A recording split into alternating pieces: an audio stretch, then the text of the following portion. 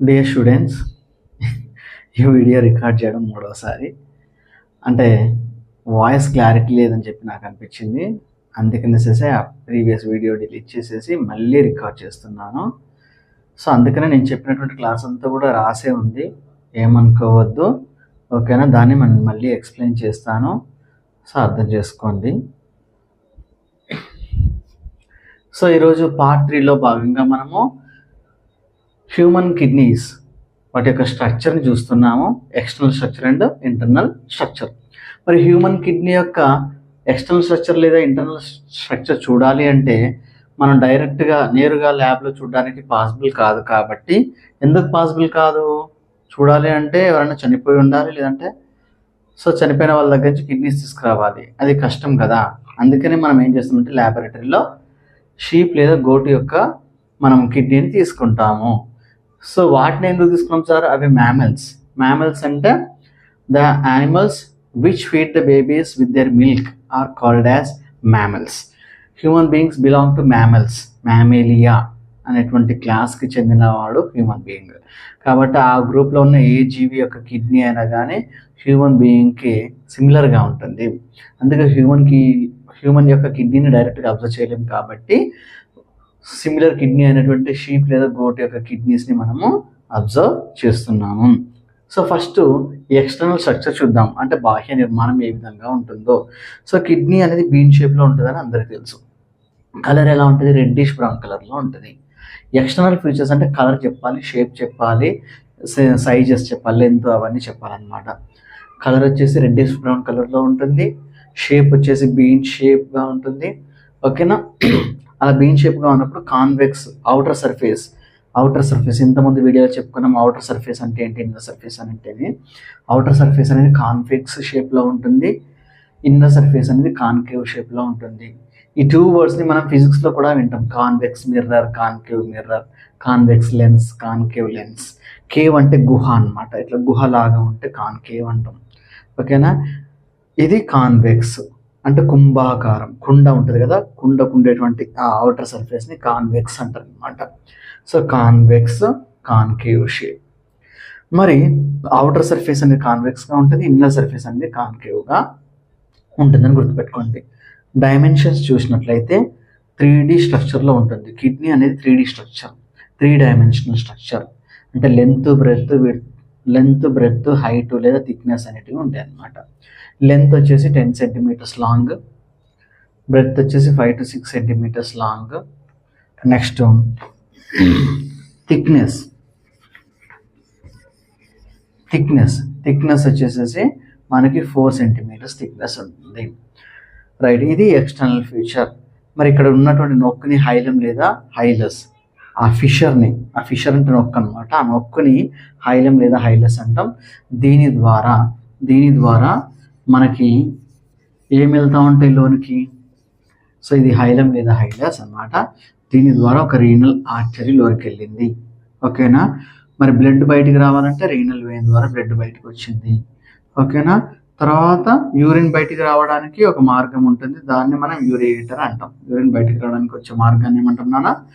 Ureter అంటాం. So ఇది ureter. Blood బయటకు వచ్చేది రీనల్ వెయిన్ ద్వారా బ్లడ్ అనేది బయటకు వస్తుంది. ఇది రీనల్ ఆర్టరీ, లోనికి బ్లడ్ వెళ్ళింది అనుకుందాం. రీనల్ ఆర్టరీ ద్వారా బ్లడ్ వెళ్ళినప్పుడు కిడ్నీస్ లోన ప్యూరిఫై చేస్తే కదా ఆ బ్లడ్ బయటికి మళ్ళీ ఎలా వస్తుంది? ఇది రీనల్ వెయిన్ ద్వారా.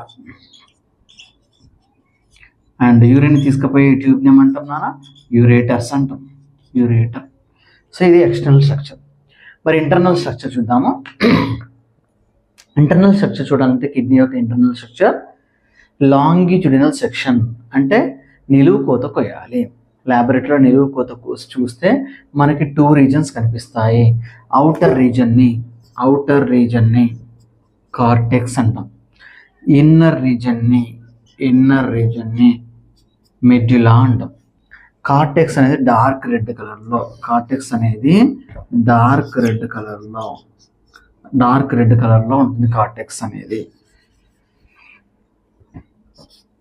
రెడ్ కలర్లో ఉంటుంది. ఎందుకు డార్క్ రెడ్ కలర్లో ఉంటుంది సార్? మనకి కిడ్నీలో స్మాల్ యూనిట్స్ ఉంటాయి, వాటిని నెఫ్రాన్స్ అంటాం. నెఫ్రాన్స్, వీటి గురించి మళ్ళీ మాట్లాడుకుందాం. ఈ నెఫ్రాన్స్ యొక్క స్ట్రక్చర్ చూస్తే మీకు అర్థమైంది. దాని యొక్క మాల్ఫీజిన్ క్యాప్సుల్లోని బౌమన్స్ క్యాప్సుల్లో గ్లోమరులస్ అనేటువంటి నెట్వర్క్ ఆఫ్ క్యాపిలరీస్ ఉంటాయన్నమాట. సో ఈ గ్లోమరులస్ అనేది నెట్వర్క్ ఆఫ్ క్యాపిలరీస్ అంటే బ్లడ్ క్యాపిలరీస్ కాబట్టి రెడ్ కలర్లో ఉంటాయి. అందుకనే అవి అవుటర్ రీజియన్లో అరేంజ్ అయి ఉండడం వల్ల కార్టెక్స్ అనేది డార్క్ రెడ్ కలర్లో ఉంటుంది. మరి నెఫ్రాన్ యొక్క డక్ట్స్ అనేటివి మిడిల్ రీజియన్లో అరేంజ్ అయి ఉంటాయి. అందుకే మెడ్యులా పేల్ కలర్లో అంటే పేల్ పింకిష్గా లేదా పేల్ కలర్లో ఉంటుందన్నమాట. అది సో కిడ్నీని నిలువుకోతకు వస్తే 2 రీజన్స్ ఉంటాయి, outer reason, inner reason. Outer region వచ్చేసి కార్టెక్స్ డార్క్ రెడ్ కలర్లో ఉంటుంది, ఇన్నర్ రీజన్ వచ్చేసి మెడ్యులా పేల్ కలర్లో ఉంటుంది. మరి మెడ్యులాలో మనకి పిరమిడ్, ఈజిప్ట్లో పిరమిడ్లు ఉంటాయి కదా, సో ఎటు చూసినా ట్రయాంగులర్ షేప్ ఉంటుంది, దాన్ని పిరమిడ్ అంటాము. అటువంటి పిరమిడ్ షేప్స్ ఉంటాయి, వాటిని రీనల్ పిరమిడ్స్ అంటాము. రీనల్ అంటే కిడ్నీ. రీనల్ అనే వర్డ్ వచ్చిందంటే మీరు ఏమర్థం చేసుకోవచ్చమ్మా, కిడ్నీస్ అని అర్థం చేసుకోవచ్చు. కిడ్నీ లోపల ఉండేటువంటి ఈ పిరమిడ్స్ని రీనల్ పిరమిడ్స్ అని అంటాము. వీటిలో నెఫ్రాన్స్ యొక్క ట్యూబ్స్ కనిపిస్తున్నాయి మనకి, అలా డ్రా చేసిన నెఫ్రాన్స్ యొక్క ట్యూబ్స్.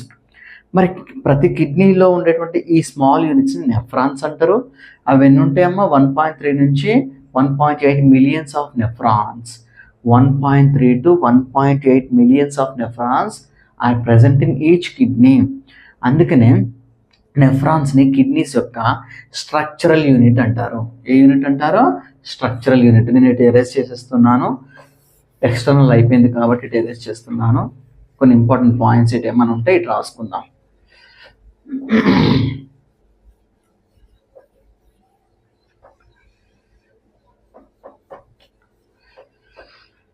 సో నెఫ్రాన్స్ గురించి మాట్లాడుతున్నాం మనం.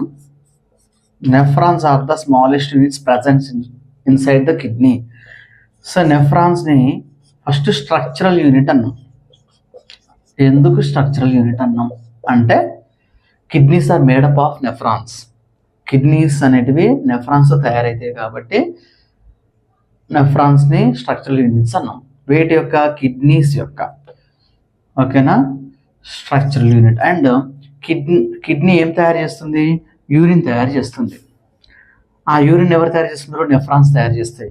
కాబట్టి నెఫ్రాన్ ఇప్పుడు ఇంకా ఏం యూనిట్ అనొచ్చు, functional unit okay of kidneys. So nephrons are called structural and functional units of kidneys.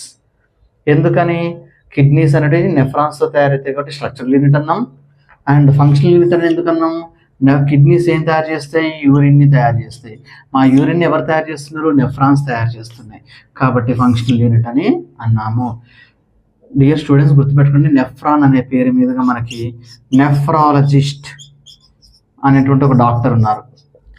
ఈ నెఫ్రాలజిస్ట్ అనేటువంటి వర్డ్ ఎలా వచ్చింది, నెఫ్రాన్స్ పేరు మీదుగానే వచ్చింది. ఓకేనా, నెఫ్రాలజిస్ట్ అంటే ఎవరు, ఇప్పుడు కిడ్నీ ట్రీట్మెంట్ ఇచ్చేటువంటి డాక్టర్. అంటే కిడ్నీలో స్టోన్స్ ఫామ్ అయినా, కిడ్నీ ఫెయిల్యూర్ అయినా, డయాలసిస్ జరగాల్సిన అవసరం ఉన్నా, ఓకేనా, కిడ్నీకి ఇన్ఫెక్షన్స్ వచ్చినా, ఇటువంటి సందర్భాల్లో యూరిన్ టెస్ట్ చేసేసి కిడ్నీ ఏ స్థితిలో ఉంది, ఈఎస్ఆర్డీలో ఉందా, ఎండ్ స్టేజ్ రీనల్ డిసీజ్ ఈఎస్ఆర్డీలో ఉందా, కంప్లీట్ కిడ్నీ ఫెయిల్యూర్ అయ్యిందా, ఎడిమా వచ్చిందా, ఓకేనా, ఇటువంటి అన్ని అంశాలని చూసేది నెఫ్రాలజిస్ట్ అనమాట. కాబట్టి ఈ చాప్టర్ నుంచి మనము AS2 అకాడమిక్ స్టాండర్డ్ 2లో అంటే asking questions and making hypothesis అనేటువంటి AS2 ఉంది కదా, దాని కింద ఒక క్వశ్చన్ అడగచ్చు. If you meet A nephrologist, what questions do you pose him? మీరు నెఫ్రాలజిస్ట్ని కలిసినట్లయితే ఎటువంటి ప్రశ్నలు అడుగుతారు అనేటువంటి ఒక క్వశ్చన్ వస్తుంది. అప్పుడు మీరు ఎలా అడగచ్చు, how stones are formed in kidneys, what is the cost of dialysis, why dialysis should be done, okay, how much is the interval period between successive dialysis. Next, stones, what are the food materials to be avoided when stones are formed in kidneys, how kidneys are damaged, is it safe to drink alcohol, okay, whether alcohol damage our kidney, ఇటువంటి innovative క్వశ్చన్స్ని మీరు అడగాల్సి ఉంటుంది. దానికి 4 marks కానీ 2 marks కానీ వస్తాయి. Children గుర్తుపెట్టుకోండి. So nephron అనేటువంటి వర్డ్ గుర్తుపెట్టుకోండి. నెక్స్ట్ టాపిక్ అదే మనకి. సో నెఫ్రాన్స్ ఉన్నాయి కాబట్టి కిడ్నీస్ని ట్రీట్ చేసేటువంటి డాక్టర్ని నెఫ్రాలజిస్ట్ అని అంటారు. ఆ నెఫ్రాన్స్ ఎన్ని ఉన్నాయి? 1.3 నుంచి 1.8 మిలియన్స్ పర్ ఈచ్ కిడ్నీ. ప్రతి కిడ్నీలో ఎన్ని మిలియన్స్ ఆఫ్ నెఫ్రాన్స్ అనేటివి ఉన్నాయి. ఇంకొక వర్డ్ ఉంది క్యాలిసిస్. ఏంటి? మనకి పిరమిడ్స్ బేస్ భాగంలో ఫ్లవర్కి ఏ విధంగా అయితే ఒక ఫ్లవర్కి, ఇది ఫ్లవర్, రోజ్ ఫ్లవర్ అనుకోండి ఫ్రెండ్స్, ఇది ఫ్లవర్కి ఇక్కడ గ్రీన్ కలర్లో స్ట్రక్చర్స్ ఉంటాయి కదా, వాటిని సెపల్స్ అంటారు. ఇదేమో పెడిసిల్. ఓకే, ఈ గ్రీన్ కలర్ స్ట్రక్చర్స్ ఉండేటువంటి రింగ్నే మనము క్యాలిక్స్ అంటాం. ఆ రింగ్ని ఏమంటున్నానా? క్యాలిక్స్ అంటాం. సో చూడండి, ఈ పిరమిడ్ అనేది ఒక ఫ్లవర్ లాగా ఉంటుంది, దాని బేస్ అనేది సెపల్స్ లాగా, క్యాలిక్స్ లాగా ఉంది కాబట్టి ఈ అన్ని బేసెస్ని మనం ఏమంటాం? క్యాలిసెస్ అంటాం అన్నమాట. ఇప్పుడు నెఫ్రాన్స్ యొక్క ట్యూబ్స్ కలెక్టింగ్ డక్ట్లోకి ఓపెన్ అయ్యి, ఆ కలెక్టింగ్ డక్ట్స్ అన్నీ కూడా ఇక్కడ బ్రాడ్ రీజన్లోకి ఓపెన్ అవుతుంది. ఈ బ్రాడ్ రీజన్ని పెల్విస్ అంటారు. మరి ఈ పెల్విస్ నుంచి యూరేటర్ ఫామ్ అయింది. సో నెఫ్రాన్స్లో తయారైనటువంటి యూరిన్ అనేది ఈ డక్స్ ద్వారా ఈ పెల్విస్లోకి వచ్చి, పెల్విస్ ద్వారా ఒక యూరేటర్లోకి వెళ్ళి, యూరేటర్ ద్వారా యూరినరీ బ్లాడర్లోకి వెళ్ళి అక్కడ కాసేపు స్టోర్ అయిన తర్వాత, ఎప్పుడైతే యూరినరీ బ్లాడరు 700 నుంచి 800 మ్యాక్సిమం కెపాసిటీ, అది యాక్చువల్గా 300 నుంచి 400కి మనము యూరిన్ పాస్ చేస్తాము, but the maximum capacity 700 to 800 ml. So అప్పుడు ఫిల్ అయినప్పుడు మనకి మిక్చురేషన్కి వెళ్ళాలి, అంటే యూరిన్ పాస్ చేయాలనేటువంటి కోరిక అనేది కలుగుతుంది. So dear students, this is the internal structure of kidney. ఏం చెప్పాలి? మెయిన్గా అవుటర్ రీజన్ ఏంటి? ఏ కలర్లో ఉంటుంది. ఇన్నర్ రీజన్ ఏంటి? ఏ కలర్లో ఉంటుంది. అవుటర్ రీజన్ వచ్చేసి cortex, dark red colour. Inner region వచ్చేసి మెడ్యులా, పేల్ కలరు. మెడ్యులాలో రీనల్ పిరమిడ్స్ ఉన్నాయి. సో వాటిలో నెఫ్రాన్స్ యొక్క డక్ట్స్ ఉంటాయి. ఓకేనా? అవి పెల్విస్లో అనేటువంటి బ్రాడ్ రీజన్లోకి ఓపెన్ అవుతుంది. సో యూరిన్ ఇక్కడికి రిలీజ్ చేస్తే యూరేటర్ ద్వారా యూరినరీ బ్లాడర్కి చేరుకుంటుంది. మరి పిరమిడ్స్ యొక్క బేస్ భాగంలో ఉన్నటువంటి పార్ట్ని క్యాలిసెస్ అని అంటారు. ఎందుకంటే ఫ్లవర్ యొక్క అవుటర్ రీజియన్లో సెపల్స్ ఉంటాయి, ఆ రింగ్ని క్యాలిక్స్ అంటాం కాబట్టి సో వీటిని క్యాలిసెస్ అంటారు. So this is the structure of kidney. External structure చూసాము, ఇంటర్నల్ స్ట్రక్చర్ చూసాము. మరి నెఫ్రాన్స్ గురించి స్పెషల్ ఫోకస్ చేయాలి. నెఫ్రాన్స్ అనేటివి కిడ్నీస్ని తయారు చేస్తున్నాయి, అంటే kidneys are made up of nephrons, so that structural units అంటాము. మరి కిడ్నీ తయారు చేసేటువంటి యూరిన్ నెఫ్రాన్స్ తయారు చేస్తున్నాయి కాబట్టి ఫంక్షనల్ యూనిట్ అంటాము. ఫైనల్గా nephrons are the structural and functional units of kidneys. Right. మరి నెఫ్రాన్స్ అనేటువంటి పదం మీదుగా నెఫ్రాలజిస్ట్ అనేటువంటి పదం పుట్టింది. కిడ్నీస్ని ట్రీట్ చేసేటువంటి డాక్టర్ నెఫ్రాలజిస్ట్ అంటాము. కాబట్టి నెఫ్రాలజిస్ట్ని ఎటువంటి క్వశ్చన్స్ అడగాలో మీరు అటువంటి క్వశ్చన్స్ని ప్రిపేర్ చేసుకొని ఉంటే 4 మార్క్స్ వచ్చేటువంటి అవకాశం ఉంది. So thank you dear students. మరి ఈ వీడియో యొక్క చివర్లో ఎండ్ స్క్రీన్లో మీకు పార్ట్ 1 వీడియోని, పార్ట్ 2 వీడియోని కూడా ఉంచుతాను, లేదంటే పార్ట్ 4 వీడియోని ఉంచుతాను. సో చూసి సబ్జెక్ట్ని పూర్తిగా నేర్చుకోండి. ఎప్పుడైనా ఫ్రెండ్స్ మీరు వీడియోని పూర్తిగా చూసినట్లయితే సబ్జెక్ట్ అర్థమవుతుంది. ఏదో అట్లా ఓపెన్ చేసి అట్లా వెళ్ళిపోతే మీకు ప్రయోజనం లేదు, నాకు ప్రయోజనం లేదు.